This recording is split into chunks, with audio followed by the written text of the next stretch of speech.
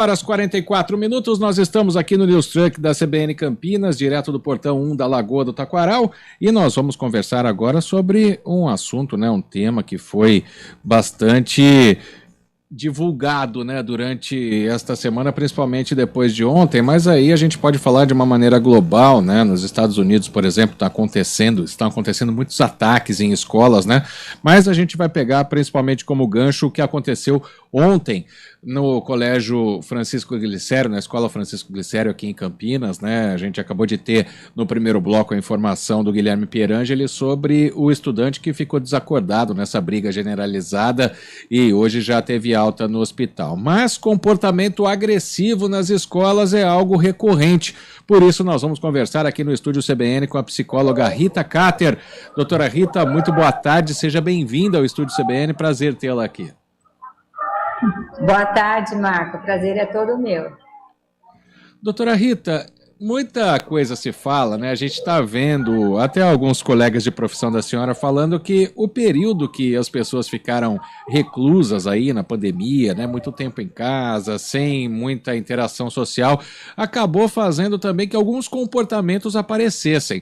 Isso se encaixa, alguns comportamentos mais perversos, vamos dizer assim. Isso se encaixa no que aconteceu ontem nessa escola, doutora Rita? Acredito que sim, Marco. Veja, todos nós, de uma forma ou de outra, sofremos o impacto desse período de isolamento.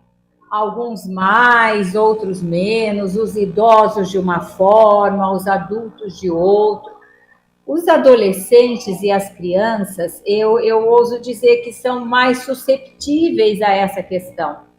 Porque eles ficaram isolados, eles ficaram sem grandes atividades, ficaram sem um grande entendimento. Até para nós era difícil entendermos o que estava acontecendo, imagina para eles, E todo esse período de tensão, todo esse período de isolamento, claro que vai ter algum impacto de alguma forma em todos nós,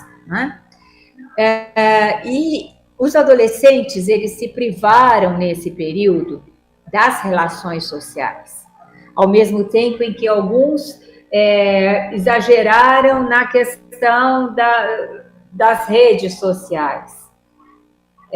Então, nós temos vários comportamentos hoje advindos do que aconteceu para cada um deles.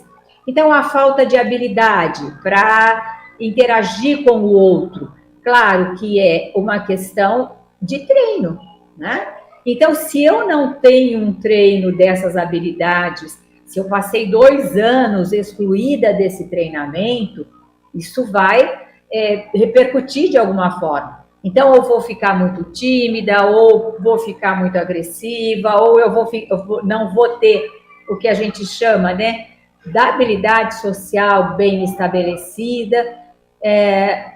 Em contrapartida, alguns outros adolescentes exageraram nas questões das redes sociais. E o modelo de violência está posto em todos os joguinhos que a gente conhece, E isso faz com que se naturalize a violência nessas relações, nesse relacionamento. Porque eles tiveram só isso de modelo, Então, várias questões podem ter contribuído para que tenhamos hoje um adolescente que precisa do nosso olhar, que precisa da nossa atenção, que precisa de um trabalho estreito e sistemático de professores e pais para que a gente consiga mudar, essa herança do isolamento, essa herança da pandemia. Não é só a questão das escolares que se perderam nessa pandemia. Não é o conteúdo pedagógico e as questões didáticas que se perderam e que a gente precisa recuperar e que a gente vê pelas estatísticas que os alunos voltaram bastante abaixo do que era esperado, Mas é muito mais e principalmente nas habilidades sociais que eles foram privadas. Esse treino foi privado. Então, eu acho que tem muito a ver mesmo, Marcos. Não tem como duvidar, de que esse período de isolamento desses meninos, está hoje repercutindo de alguma forma. Sabe, Rita, eu consigo ver, acompanhar casos em escolas públicas aqui de Campinas de automutilação de adolescentes que se mordem, que se cortam e que colocam lá o sangue no caderno, num grito de, por favor, me ajude, entendeu? Então, a violência também está posta nas redes sociais de uma forma natural. E o modelo que eles tiveram nesse isolamento exacerbou a naturalização da violência, né? E essas questões, elas, além de estarem presentes, elas também servem de escapes para algumas questões psicológicas que se apresentam aí em função desse isolamento. Eu acredito que tem muito. Esse caso ontem, doutora Rita, da agressão lá na escola Francisco Glicério, né? Pelas informações que a gente tem, claro que a gente não estava presente, mas acabamos vendo imagens, né? Nossa reportagem depois acompanhou. Foi um caso de assédio sexual dentro da escola, que aí não teria tido a repreensão que teria que ter e de repente estourou uma briga generalizada. Tem essa coisa também do adolescente estar fazendo justiça com as próprias mãos, né? E a gente pode linkar com outros casos de violência, por exemplo, de professor que já foi agredido por aluno.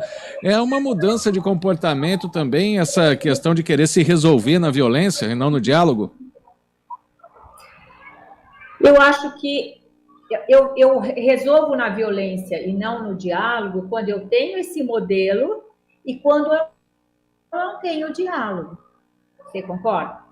Então, se eu não tenho treinamento para o diálogo, se eu não tenho a prática do diálogo no ambiente escolar, se eu tenho modelo de violência na sociedade, no jogo de futebol, nas relações que eu vejo aí na rua, até mesmo no Congresso, eu tenho modelos de violência que naturalizam essa violência. Nós estamos falando de adolescente. O adolescente, ele não tem,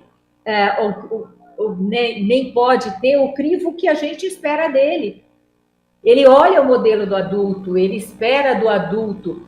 A gente não pode achar que um adolescente é um mini adulto, que uma criança é um mini adulto. Ele precisa de ser ouvido, ele precisa de ser conduzido, ele precisa de modelos dentro da escola, na família e na sociedade. E os nossos adolescentes não estão tendo isso, Marco. Eu acho que, assim, ninguém vai contestar essa minha fala. Nós precisamos de modelos de uma cultura de paz para que a gente possa ensinar essa cultura aos nossos adolescentes e às nossas crianças. E esse modelo, como que ele é? Não tem como culpá-los. A culpa está em nós.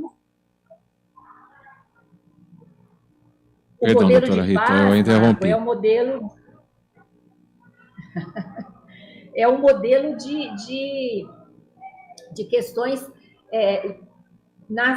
cordiais, de questões de aceitação da diferença, de aceitação da opinião do outro, um modelo que traga, né, a paz nas relações, a paz nos ambientes, não partir para briga, não resolver com briga, mas você há de convir que se a criança liga a televisão, ela vê isso, ela não vê paz, vê? Quanto de modelo de pacificador nós temos nas relações que estão expostas às crianças. Se ela vai no ponto do ônibus, se ela vai lá dentro do ônibus, ela vê um adulto brigando com o outro, é o modelo dela, é o que ela tem, né? A mãe brigando lá com a vizinha e o pai exigindo, vai na escola, ele começa a gritar na escola com o diretor da escola e a professora que grita com ele. Não dá para ele adivinhar esse comportamento de paz, essa cultura de gentileza, de aceitação de diferença. Não, ele não consegue, né? Então, e como se muda essa cultura? Nós, adultos, somos responsáveis pelo que aconteceu nessa escola, nós adultos somos responsáveis pelo que acontece nos Estados Unidos, mais ainda lá nos Estados Unidos, por permitir uma política de armamento tão violenta, né? E permissiva, como está ficando a nossa política de armamento também. Quer dizer, a gente está empoderando de violência o mundo. E a gente está empoderando esses adolescentes e essas crianças desse modelo violento. A culpa não é da criança, a culpa é do adulto, a culpa não é da escola, a culpa é da sociedade, a culpa é nossa, de pais, de educadores, da sociedade como um todo, das políticas públicas que estão agora prestigiando mais modelos de violência. Enfim, a gente tem um mundo muito polarizado e uma sociedade muito polarizada. Então, partir para a briga é o modelo que nós demos. E vai acontecer mais vezes. Eu tenho certeza que vai acontecer mais vezes. Enquanto nós não nos atentarmos pelo modelo que estamos dando para os nossos filhos, para os nossos alunos, né? Para os nossos pares. Eu acho que nós temos que urgentemente inverter essa seta. Não tenha dúvida disso, e fica um recado, né? A gente está vendo que esse comportamento, ele não é forçado, ele acontece. Quero agradecer muito a psicóloga Rita Katter pela entrevista, pela análise muito bem feita. Eu acho que tem muita coisa importante que a senhora falou aí que tem que ser absorvida para que, infelizmente, por mais que a senhora tenha dito agora que vai acontecer de novo, que a gente espere que não aconteça mais. Muito obrigado pela entrevista, doutora Rita. Uma boa tarde para a senhora. Eu quem agradece. Um abraço. Obrigado. Agora 2h56.